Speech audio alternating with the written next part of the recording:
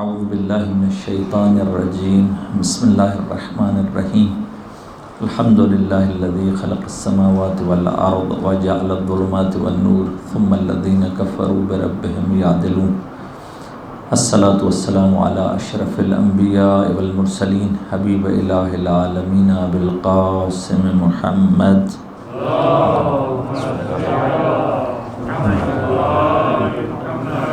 وآلہ الأطیبین الأطہرین سیما بقیت اللہ فی الارضین روح وارواحنا العالمین لتراب مقدمہ الفدا اللہم کل ولیک الحجت ابن الحسن صلواتک علیہ وعلی آبائہ فی هذه الساعة وفی کل ساعة ولیا وحافظا وقائدا وناصرا ودلیلا وعینا حتی تسکنہ ارضک طوعا وتمتعہ فیہا طویلا وَهَبْ لَنَا رَحْفَتَهُ وَرَحْمَتَهُ وَدُعَاءَهُ وَخَيْرَهُ مَا نَنَالُ بِهِ سَعْةً مِّن رَحْمَتِكَ وَفَوْزًا عِندَكَ أما بعد فقد قال الله تبارك وتعالى في كلامه المجيد بسم الله الرحمن الرحيم يا أيها الذين آمنوا اتقوا الله وكونوا مع الصادقين درود بھیجے محمد و آل محمد کی ذات اقدسہ پر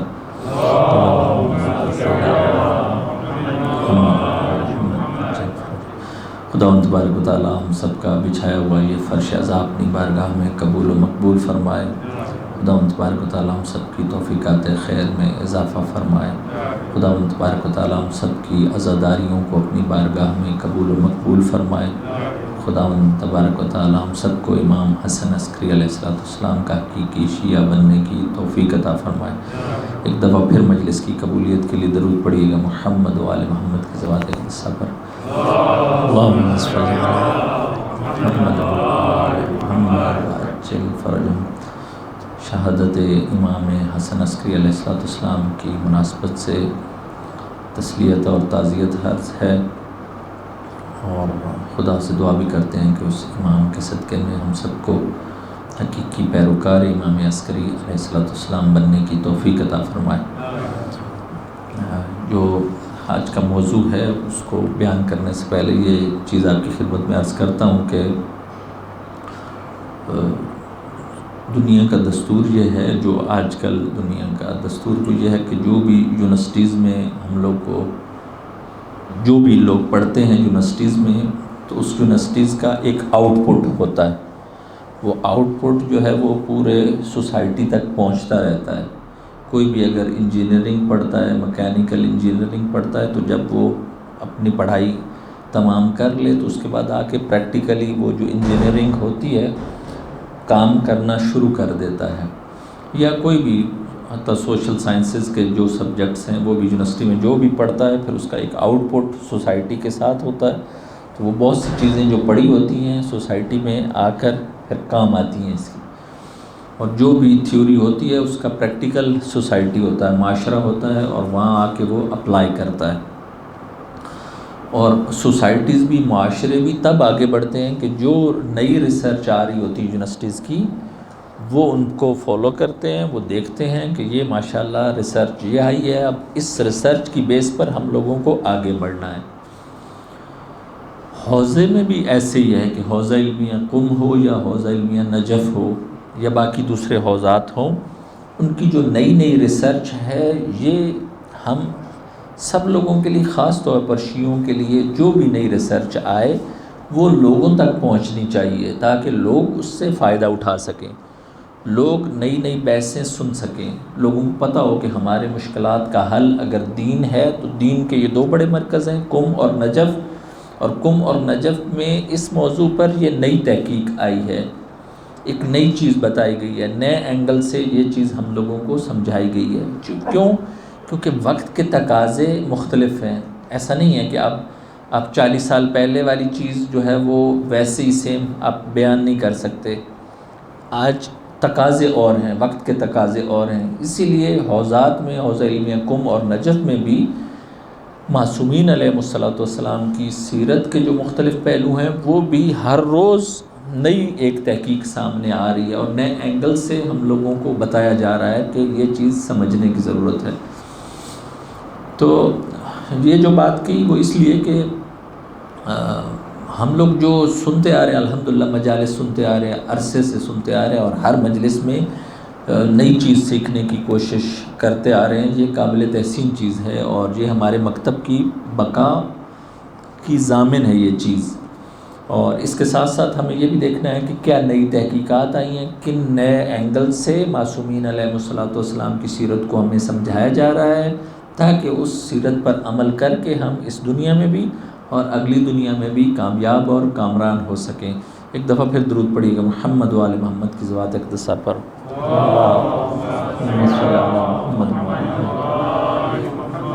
آپ کو یاد ہوگا کہ عشرہ زینبیہ عشرہ تو نہیں ہو سکا، وہی خمسہ جو ہو سکا اس میں بھی اس نقطے کی طرف توجہ دلوائی کہ ہم لوگ ہسٹری میں کس جگہ پر کھڑے ہیں۔ تو مراد یہی تھی کہ ہم لوگوں کو جو واقعات ہم سنتے آ رہے ہیں، ہم اگر ہم لوگ ہوتے تو کس جگہ پر ہوتے، تو تاکہ ہم لوگ کو پریکٹیکل بھی جتنا ہو سکے دین سے یہ چیز سیکھیں۔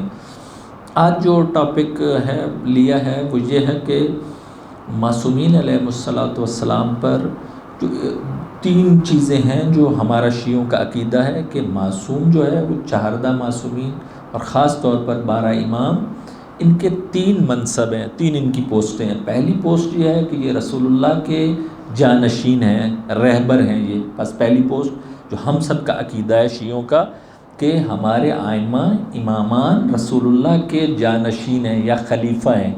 اس طرف سے خلیفہ ہوگا اور ہمارے امام ہوں گے۔ خلیفہ کا مطلب رسول کے بعد، اور امام کا مطلب ہم سے آگے کھڑے ہیں، ہمیں لیڈ کرنے والے ہیں، امت کو لیڈ کرنے والے ہیں۔ یہ پہلی چیز ہے جو ان کا منصب ہے۔ دوسرا منصب جو ان کا ہے وہ مرجعیت دینی ہے کہ انہوں نے ہی دین بتانا ہے۔ یہ ہماری دوسری عقیدہ ہے ائمہ کے بارے میں۔ اور تیسرا عقیدہ ہم سب کا یہ ہے کہ ان کے پاس ایک خاص قسم کی ولایت ہے جس کو ولایت باطنی کہتے ہیں، کہ یہ ولایت باطنی فقط ان ہستیوں کے پاس ہے اور کسی کے پاس نہیں ہے، یا جتنی جس کو دی گئی ہے ان کے صدقے میں وہ اس حساب سے ہے۔ اگر عالم کو کسی کو بھی دی گئی ہے تو ایک خاص حد تک، لیکن معصومین علیہ الصلوۃ والسلام کے پاس یہ تین بڑے منصب ہیں۔ ایک وہ رسول اللہ کے جانشین ہیں، دوسرے دین وہ بتائیں گے، اصلی دین وہ ہوگا جو وہ بتائیں گے، اور تیسری چیز ان کے پاس ولایت باطنی ہے، باطنی ولایت سے وہ بہت سوں کو ہدایت کرتے ہیں۔ یہ تین پوسٹیں ہیں ائمہ کی۔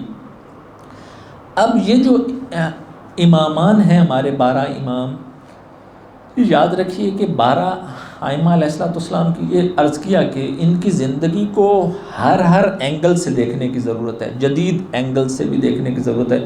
ساری چیزیں ہو سکتا ہے سنی ہوئی ہوں، لیکن وہ ڈیفرنٹ اینگل سے اپنے وقت، حالات اور تقاضوں کے مطابق دیکھنے سے ہمیں بہت کچھ سیکھنے کو ملے گا۔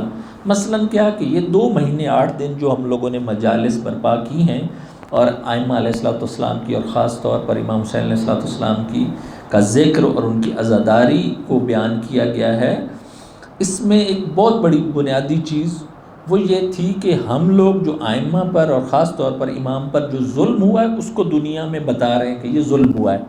یہ بیان کرتے ہیں، ہر سال یہ چیز بیان کرتے ہیں، اس کو مختلف شکلوں میں، چاہے کوئی بھی ٹاپک ہو تو اس کا مقصد اور آخر پر دیکھیے مطلب یہی نکلتا ہے کہ جو امام پر ظلم ہوا ہے اس کو ہم پوری دنیا کو دکھا رہے ہیں کہ یہ انہوں نے ان ہستیوں کے ساتھ جو ان کے 3 منصب تھے ان لوگوں نے ظلم کیا ہے۔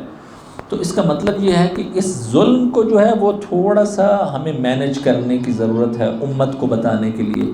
ایک دفعہ درود پڑھیے گا محمد و آل محمد کی ذات اقدسہ پر۔ اللہم صل علی محمد و آل محمد وعجل فرجہ۔ پس جو ہمارا موضوع ہے وہ یہی کہ جو ائمہ اطہار علیہ السلام پر جو ظلم ہوئے ہیں اس کی اقسام اور انواع کیا ہیں۔ اگر آپ سے پوچھوں تھوڑا سا آپ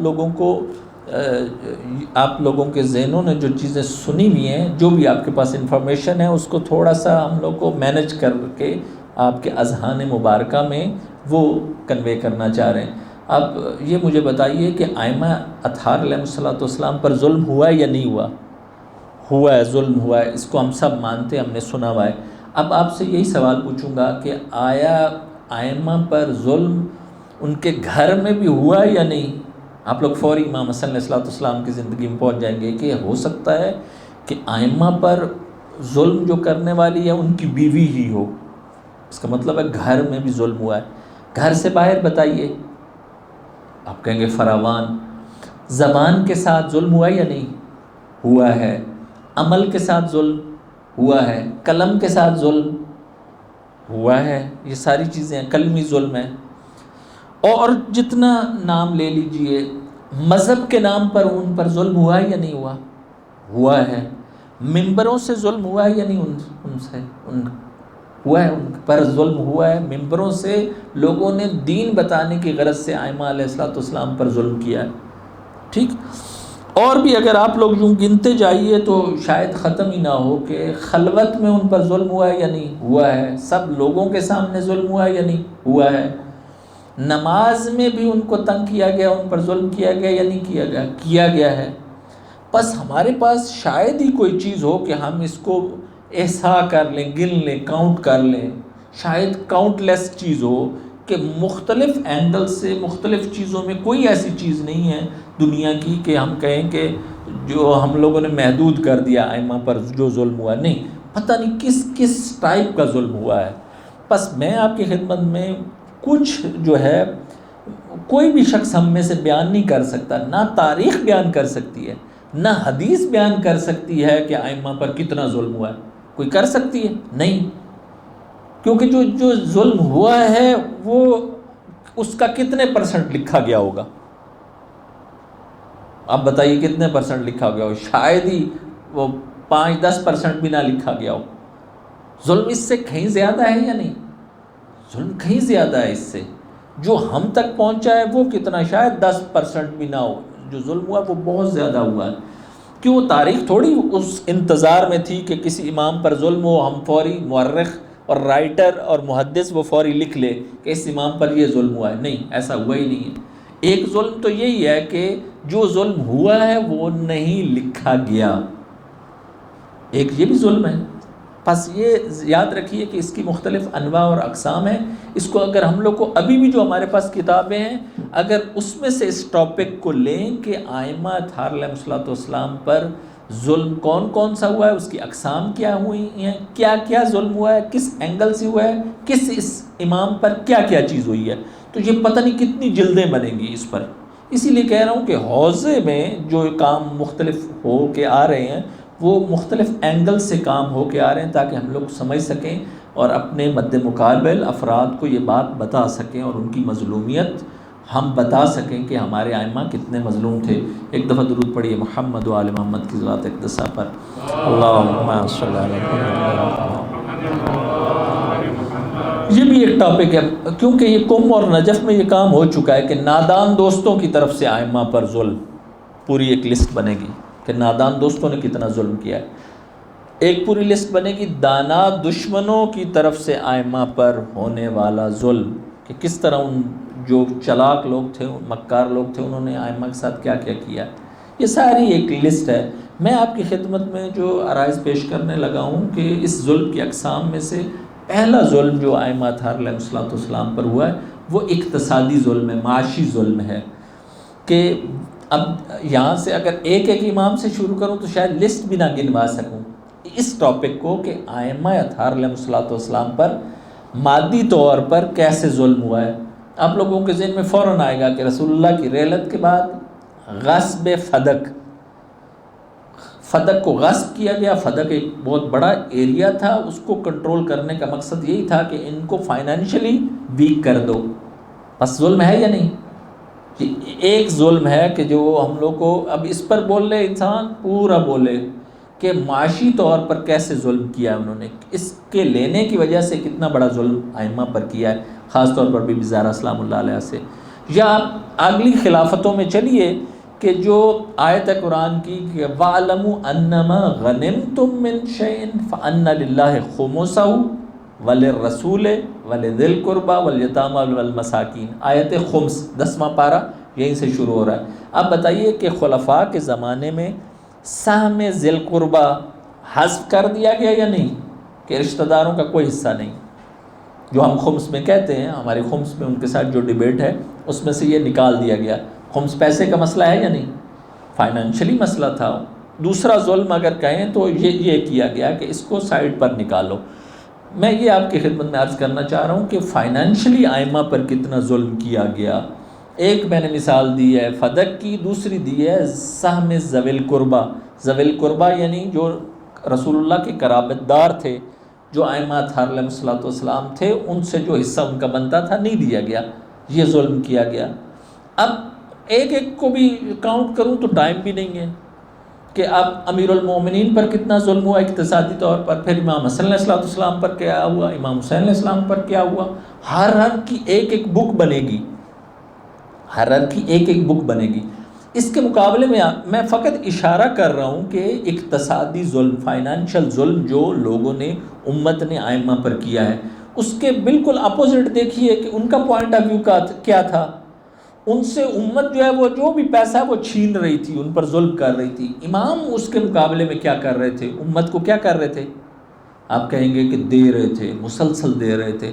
حتیٰ ہمارے شیعوں کی اگر دو لوگوں کی آپس میں پیسے کی وجہ سے لڑائی ہوتی تھی اور ایک پارٹی دوسری پارٹی کو پیسے نہیں دیتی تھی جبکہ حق بھی بنتا تھا کہ دے، تو امام اپنی جیب سے نکال کے اس کو دے دیتے تھے، کہتے تھے کہ اس کو چھوڑ دو، اس ہمارے شیعہ کو چھوڑ دو، میں تمہیں اپنی طرف سے پے کر رہا ہوں. کون کرتا ہے یوں کہ مومنین آپس میں نہ لڑیں؟ گویا کہ ایک پورا فنڈ ائمہ کے پاس اپنے ذاتی جیب سے یہ تھا کہ جو مومنین کی لڑائیاں تھیں پیسے کے حوالے سے، یہ بہت بڑا نقطہ ہے، اہم نقطہ ہے، اس کو سوچئے گا کہ وہ اپنی جیب سے بعض اوقات پے کرتے تھے کہ یہ لو لے لو، اس نے تمہارے اتنے دینے تھے، ابھی نہیں مان رہا، ابھی غلطی کر رہا ہے، نہیں دے رہا، تمہیں مشکل ہے، یہ لو تم جاؤ اور اس کو چھوڑو ایک دفعہ. تو ائمہ اطہار علیہ الصلوۃ والسلام کا پوائنٹ آف ویو دیکھیے، امت پیسے چھین رہی ہے ان سے، امام پیسے دے رہے ہیں بہانے سے. بس یہ ظلم کی ایک پوری لسٹ ہے. ایک یہ. دوسرا، اگر ہم لوگ کو کہیں کہ اور کون سے ظلم ہوئے ہیں تو آپ لوگ فوری طور پر کہیں گے کہ اتنی ائمہ پر تہمتیں لگائی گئی ہیں یا شائعات اور رومرز، کہ وہ چیزیں جو ریالٹی نہیں ہے، حقیقت میں کچھ بھی نہیں ہے. اب امیر المومنین سے شروع کیجئے اگر، تو شام کے لوگ کیا کہہ رہے ہیں کہ علی کا نماز سے کیا کام؟ جب امیر المومنین شہید ہوئے مسجد کوفہ میں، شامی لوگ کیا کہہ رہے ہیں کہ ان کا مسجد سے کیا لینا دینا؟ ظلم ہے یا نہیں؟ ظلم ہے. امام حسن علیہ السلام کے خلاف دیکھ لیجئے پروپیگنڈا اور رومرز، امام حسین علیہ السلام کے خلاف دیکھ لیجئے. ایک ایک بک بنے گی یا نہیں بنے گی؟ ایک ایک سے بھی زیادہ بنے گی. امام سجاد علیہ السلام کے ساتھ کیا پروپیگنڈا ہوا، رومرز ان کے خلاف کیا کیا ہوئے، کیا ان لوگوں، امام باقر علیہ السلام، سارے ائمہ کیا کہ ایک ایک بھی انسان ٹاپک لے تو اس کو بھی انسان یہ بھی کاؤنٹ نہیں کر پائے گا. حتیٰ ابھی بھی جو ہمارے پاس ریٹن ہسٹری اور حدیث ہے، اس میں سے بھی بنانے لگ جائیں تو کتنی جلدیں بنے گی.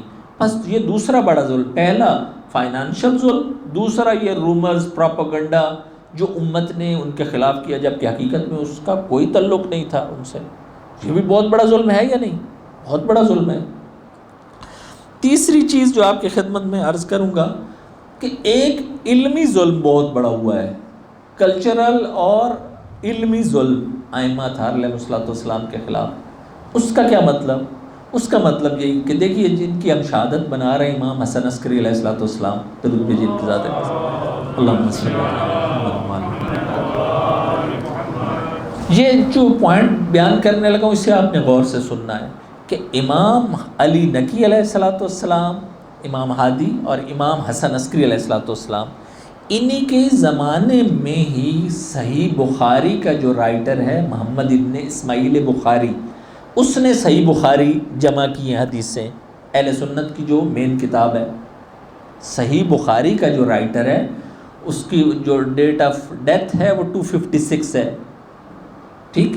اب یہ جو ہے امام ہادی اور امام عسکری علیہ السلام کے زمانے میں تھا.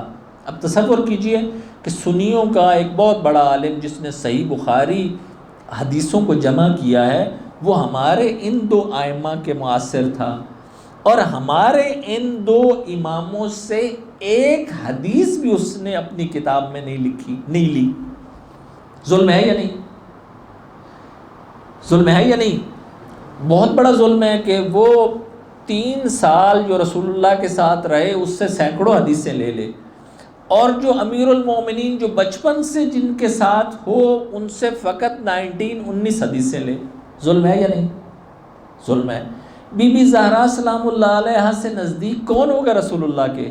بی بی زہرا سے صحیح بخاری میں بعنوان راویہ ایک حدیث ہے، ظلم ہے یا نہیں؟ یعنی بی بی زہرا سلام اللہ علیہ کو راوی حدیث بھی ماننے کے لیے امت تیار نہیں ہے۔ امام زین العابدین علیہ السلام سے جو حدیث بخاری میں لی گئی ہے وہ مولا علی کے اگینسٹ میں ہے۔ اب مجھے یہ بتائیے کہ امام سجاد علیہ السلام ہو سکتا ہے کہ کبھی اپنے جد مولا علی کے خلاف کوئی بات کریں؟ معصوم ایک معصوم دوسرے معصوم کے کوئی اگینسٹ بولے گا؟ نہیں بولے گا۔ یہ امت کا ظلم ہے یا نہیں؟ امت کا بہت بڑا ظلم ہے کہ ائمہ اطہار علیہ السلام کو نعوذ باللہ نعوذ باللہ نعوذ باللہ اس قابل نہیں سمجھ رہے کہ ان سے حدیث لے۔ ظلم ہے یا نہیں؟ بہت بڑا ظلم ہے۔ اس کے بالکل اپوزٹ دیکھیے جو خارجی ہیں، جو خوارج ہیں، جو مولا علی کے اگینسٹ لڑے ہوئے ہیں، جو ناسمی ہیں، جو گالیاں دیتے ہیں اہل بیت اطہار کو، ان سے حدیثیں بخاری میں لی گئی ہیں، موجود ہیں۔ یہ سوال تو آپ لوگ پوچھ سکتے ہیں اپنے برادران سے کہ کیا وجہ ہے کہ ہمارے امام عسکری علیہ السلام میں کیا کمی تھی کہ ان سے کیوں حدیث نہیں لی گئی؟ کیا وجہ تھی کہ امام ہادی علیہ السلام میں کیا کمی تھی کہ ان سے کیوں حدیث نہیں لی گئی جبکہ دوسروں سے اتنی حدیثیں لی گئی؟ امت کا ظلم ہے یا نہیں؟ امت کے ظلم کی اقسام آپ کو بتا رہا ہوں۔ بس یہ ایک بہت بڑا علمی ظلم ہے جو امت نے ائمہ اطہار علیہ السلام پر کیا۔ ایک دفعہ درود پڑھیے محمد وآل محمد کی ذات اقدسہ پر۔ اللہم صل علی محمد۔ ایک اور چیز وہ امت نے ایک اور بڑا ظلم کیا، تحریف کر دی ہے، توجیہ جسٹیفیکیشن کی ہے کہ جو چیز آپ نے کوئی فضیلت تھی مولا علی کے بارے میں، آپ نے اپنی ساری کتابوں میں جو بھی علی کی فضیلت بنتی تھی اس کو لکھا یا نہیں لکھا، اس سیم وہی چیز کسی دوسرے خلیفہ کے بارے میں اٹیچ کر دی گئی، کسی دوسرے بنو امیہ کے بندے کے بارے میں کر دی گئی کہ رسول اللہ نے اس کے بارے میں یہ فرمایا تھا۔ ظلم ہے یا نہیں؟ کہ کہا کسی کے حوالے سے کیا تھا۔ اب آپ کوئی بھی ان کی بک اٹھا لیجئے، کوئی فضیلت لائیے مولا علی کی، آپ کو لگے گا کہ اس کے سامنے ہی کوئی اور حدیث گھڑی گئی ہے بالکل اس کے اپوزٹ۔ انا مدینۃ العلم و علی، بولیے بابوہا، وہ کہیں گے میں علم کا شہر ہوں اور علی اس کا دروازہ ہے، کہیں گے جی فلاں اس کی چھت ہے، فلاں اس کی دیواریں ہیں، فلاں یہ چیز، یعنی ایک حدیث ٹھیک دوسری حدیث بالکل جعلی وضعی اور موضوعی بنائی گئی فضیلت میں۔ ٹھیک، کوئی بھی آپ حدیث اٹھا کے دیکھیں، جو بھی حدیث دیکھیں گے اہل بیت کی فضیلت میں، اس کے سامنے کوئی آپ کو ایک اور اس کے مد مقابل کسی دوسرے کی مل جائے گی۔ کیوں؟ امت کا ظلم ہے۔ یہ بھی علمی ظلم ہے جو تحریف اور توجیہ کا ظلم ہے۔ اگلی چیز آپ لوگ دیکھیے کہ امت کا ایک بہت بڑا ظلم یہ ہے کہ جاہل کو بٹھا دے اور عالم کو جس نے دین بتانا تھا، جس امام نے، جس خلیفہ نے، جس جانشین رسول نے جو چیز بتانی تھی اس کو سائڈ پر لگا دے۔ آپ کسی جگہ بھی یہ ثابت کر سکتے ہیں کہ سلونی سلونی قبل ان تفقدونی کا نعرہ کوئی غیر معصوم لگائے، کسی نے لگایا ہو؟ نہیں۔ سلونی کا مطلب یہی ہے کہ پوچھو، جو چیز پوچھنی ہے پوچھو۔ اور اس کے بالکل اپوزٹ ہمیں نظر آتا ہے کہ وہ کہتے ہیں اقیلونی انی لست بخیرکم، کہ مجھے رہنے دو، مجھے نہ بٹھاؤ، میرے میں خیر نہیں ہے۔ یہ وہ سامنے سے بول رہے ہیں کہ ہمیں نہ بٹھاؤ، امت بٹھا رہی ہے۔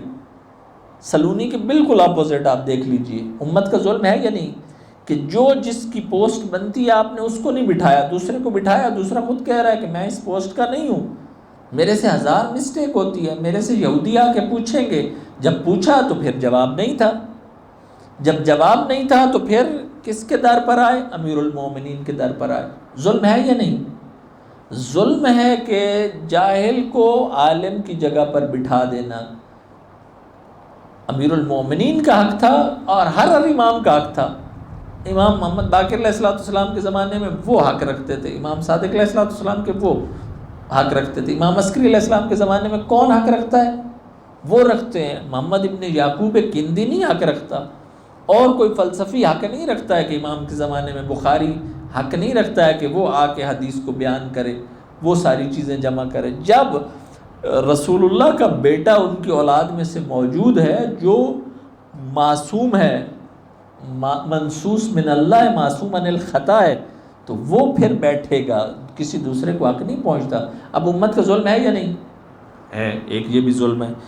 اور اگلا ظلم دیکھیے، اگر ہم لوگ کو تقسیم بھی کریں تو آپ لوگوں توجہ، آپ لوگوں کو پتہ چلے گا کہ کتنے کتنے ظلم ہیں۔ یہ پورے آگے مجالس ہی پورے عشرے بنتے ہیں کہ امت کا ایک اور ظلم ہے بہانے بنانا۔ بہانے کے ذریعے سے امت نے ظلم کیا ہے۔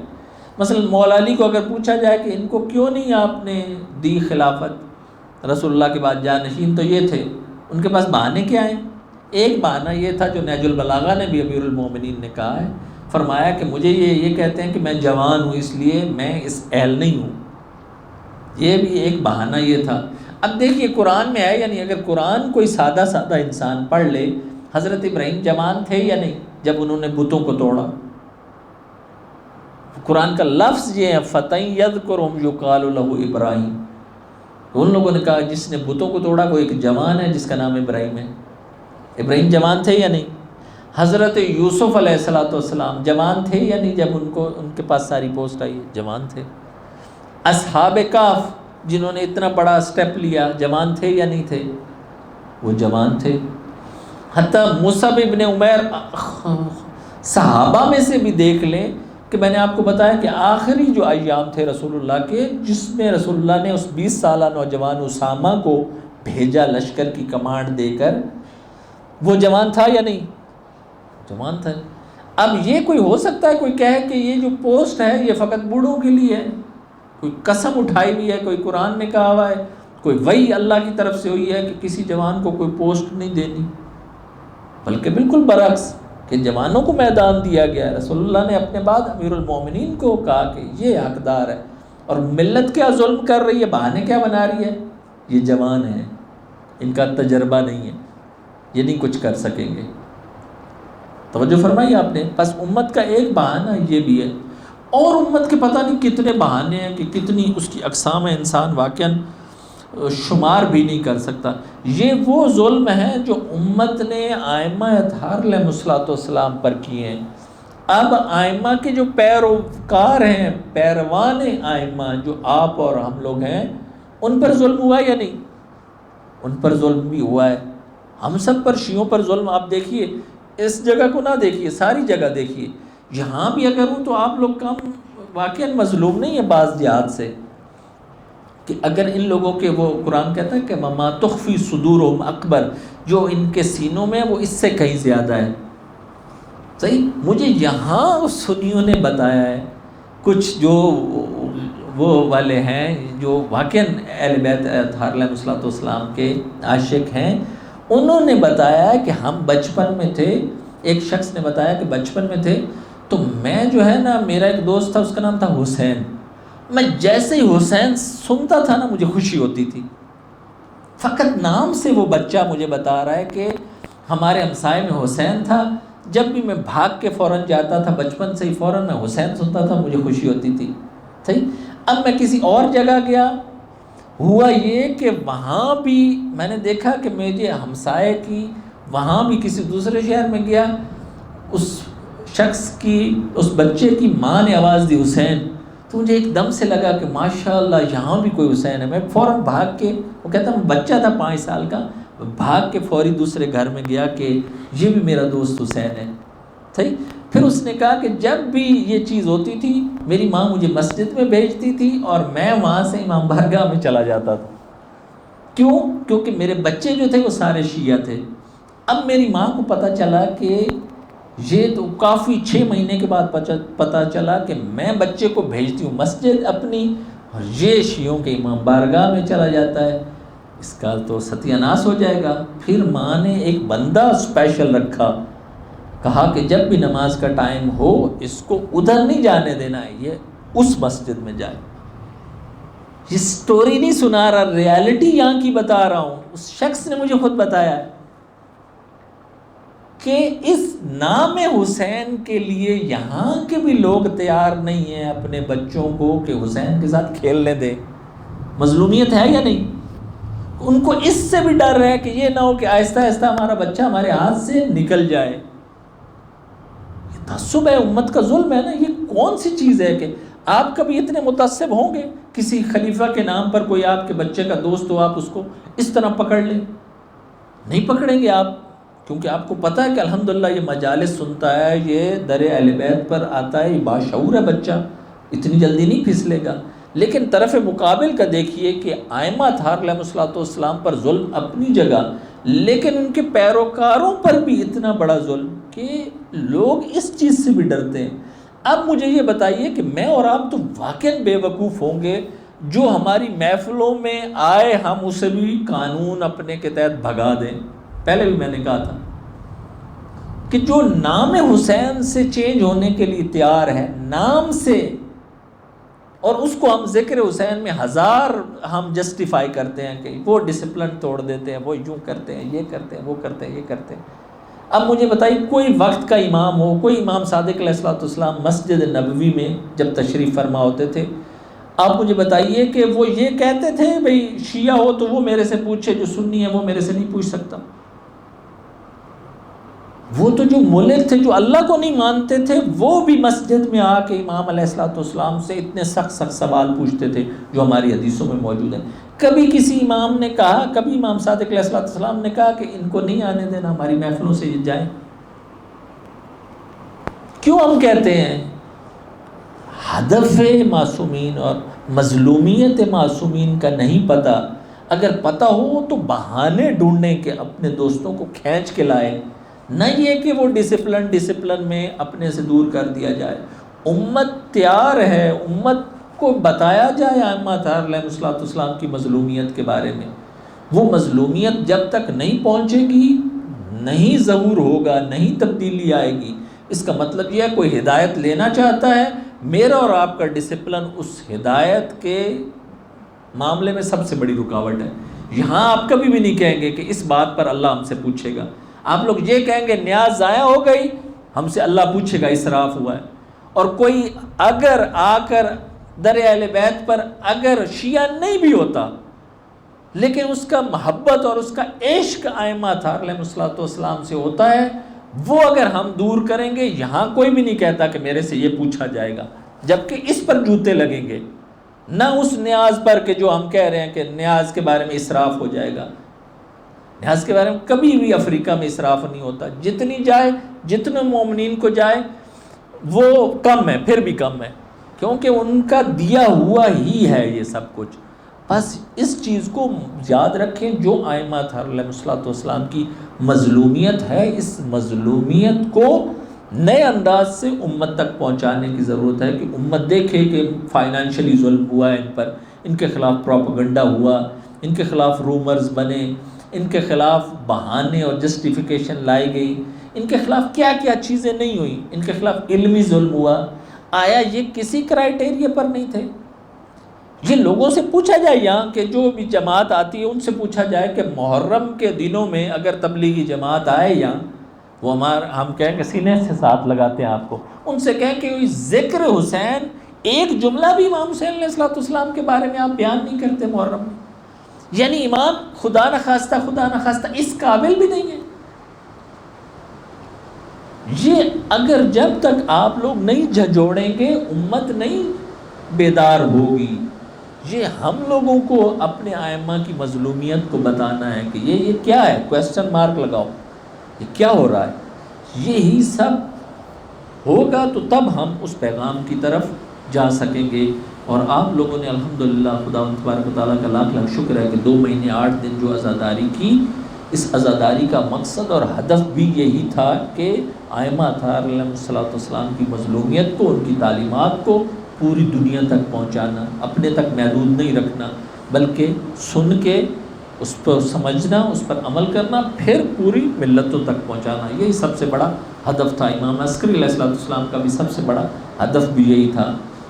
صلی اللہ علیہ یا ابا محمد یا حسن ابن علی ایھا الزکی العسکری یا ابن رسول اللہ یا حجت اللہ علی خلقہ یا سیدنا و مولانا انا توجہنا واستشفعنا وتوسلنا بک الی اللہ قدمناک بین یدی حاجاتنا سمعک یا وجیہا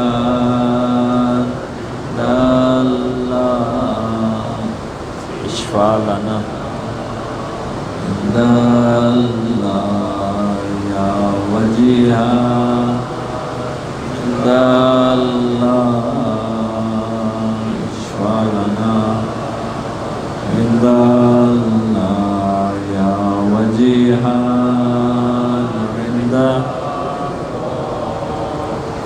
اشفع لنا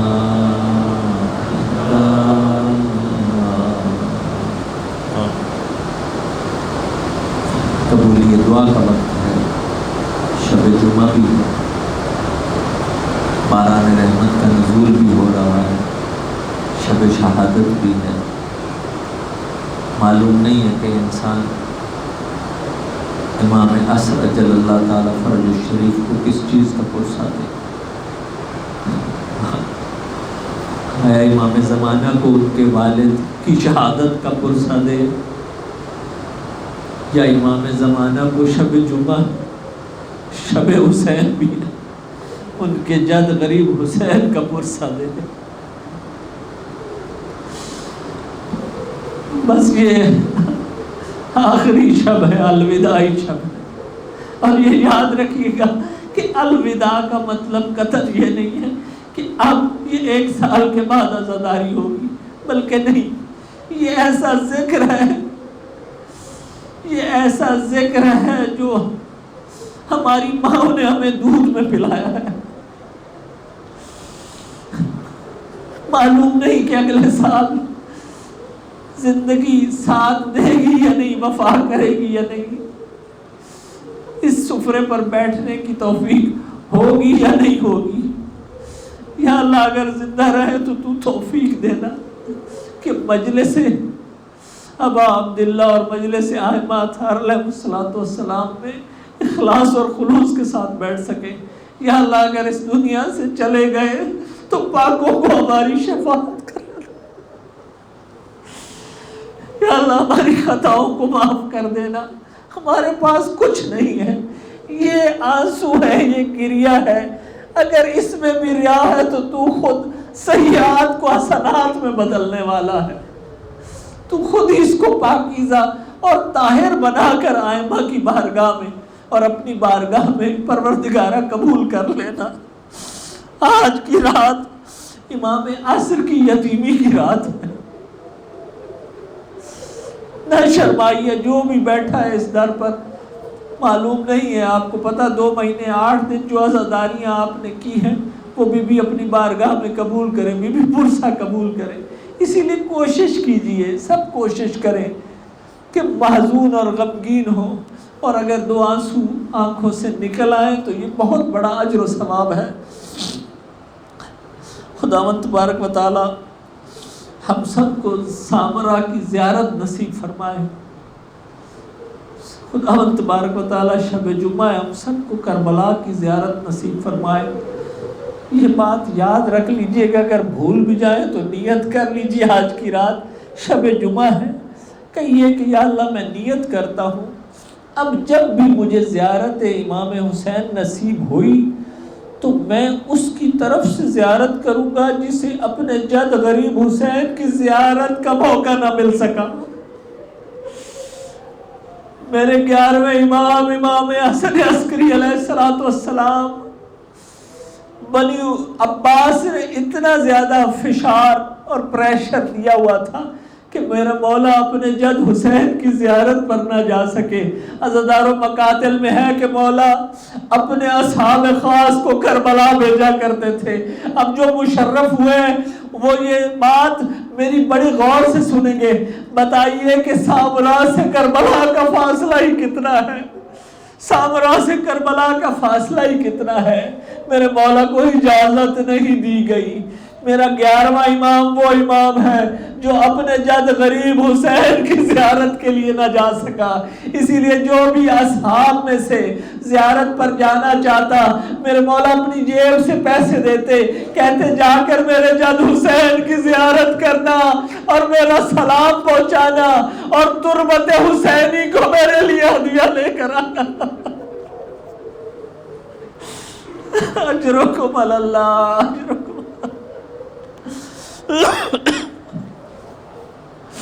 عزادارو، آپ جو 11ویں آقا، آپ نے سب مصائب سنے ہیں، 2 مہینے 8 دنوں میں سب مصائب سنے ہیں۔ عزادارو، بچیوں کے مصائب سنے ہیں، بی بی سکینہ کے مصائب سنے ہیں، اس غریب سجاد کے مصائب سنے ہیں۔ ہاتھوں میں رسن ہے، پاؤں میں بیڑیاں ہیں اور گردن میں توق ہے، اور الشام الشام الشام کی صدائیں آپ سب کچھ سن چکے ہیں۔ عزادارو، آپ نے وہ مصائب بھی سنے ہیں، ان بچوں کے چھوٹے چھوٹے اہل بیت کے بچوں کے مصائب بھی آپ سن چکے ہیں، جب بیویاں اونٹوں پر تھیں اور ہاتھ پشت گردن تھے اور بچوں کو پکڑ نہیں سکتی تھی۔ عزادارو، مقتل میں ہے کہ یہ بچے اپنی ماؤں سے لپٹے ہوئے تھے، بالآخر اونٹوں پر تھک جاتے تھے، اور ایک موقع وہ آتا تھا پتہ نہیں چلتا تھا کہ کس طرح اونٹوں سے نیچے زمین پر گر گئے اور شہید ہو گئے۔ وہ جو بچ گئے پچھلے اونٹوں کے پاؤں تلے روندے گئے، پچھلے اونٹوں کے پاؤں تلے روندے گئے۔ اجرکم اللہ، اجرکم اللہ۔ عزادارو، آخری رات ہے، شرم نہ کیجئے گا، اپنے مولا اور اپنے آقا امام زمان کو ان کے والد امام عسکری کا پرسہ دیجئے گا۔ عزادارو، بس آخری جملے۔ عزادارو، جب میرے 11ویں آقا کو زہر دی گئی، مسموم کیا گیا، بعض مقاتل میں یہ لکھا ہے کہ 1 ہفتے تک مسموم رہے۔ ما منا الا مقتول او مسموم۔ عزادارو، زہر کا اثر انسان کو لمحے شہید کر دیتا ہے۔ اب جب وقت قریب آیا، میرے 11ویں آقا نے صدا دی، کہا اے خادم، اس کمرے میں میرا 5 سالہ مہدی ہے، اس کو بلا کے لاؤ۔ اب جب مہدی آخر الزمان آئے، اپنے بابا کے سر اقدس کو گود میں لیا، میرے 11ویں آقا نے ایک جملہ کہا یا سید اہل بیتی، اے میرے اہل بیت کے سردار، اگرچہ تیرا سن کم ہے لیکن اب تو امت کو رہنمائی کرے گا، مجھے کچھ دے دے، میرے جگر کے ٹکڑے باہر آ رہے ہیں۔ میرے مولا نے آب مستقی دیا تاکہ میرے مولا کے بابا کو کچھ سکون مل سکے۔ عزادارو، ارباب مقاتل نے لکھا ہے جو ضد زہر، جو شربت پلایا گیا اس سے آرام نہیں آیا۔ میرے امام زمان نے شربت پلایا، دوا دی، لیکن آرام نہیں آیا۔ ایک لمحہ وہ آیا جب مہدی آخر الزمان کی گود ہے اور 11ویں آقا کا سر اقدس ہے اور وصیتیں کر رہے ہیں، چیزیں بتا رہے ہیں، امانات سپرد کر رہے ہیں۔ ارباب مقاتل نے لکھا اب میرے 12ویں آقا نے رونا شروع کیا، گریہ کرنا شروع کیا۔ میں نے پڑھا، آپ نے سن لیا، لیکن یہ آپ کو معلوم نہیں ہے، آپ اونچی آواز سے گریہ کر رہے ہیں، لیکن قربان جاؤں یا صاحب الزمان، قربان جاؤں، آپ سامرا میں تھے، اپنے باپ کی روح قبض ہوتا دیکھ رہے تھے، لیکن بنی عباس کی وجہ سے اونچا گریہ نہیں کر پا رہے، چپ چپ کر کے رو رہے تھے، چپ چپ کر کے رو رہے تھے، بنی عباس کی فوج کو کہیں خبر نہ ہو جائے۔ اجرکم اللہ، اجرکم اللہ یا صاحب الزمان، آپ کو تسلیت و تعزیت عرض ہے۔ یا صاحب الزمان، آپ پھر بھی نصیب دار تھے، خوش قسمت تھے، اپنے بابا کا سر اقدس آپ کی گود میں تھا، لیکن قربان جاؤں آپ کے جد حسین پر آپ کے جد حسین پر میدان کربلا ہے، علی اکبر ہے، فقطعوا بسیوفہم اربا اربا علی الدنیا بعدک نفا۔ اے علی اکبر، مجھ جیسا بھی کوئی نہیں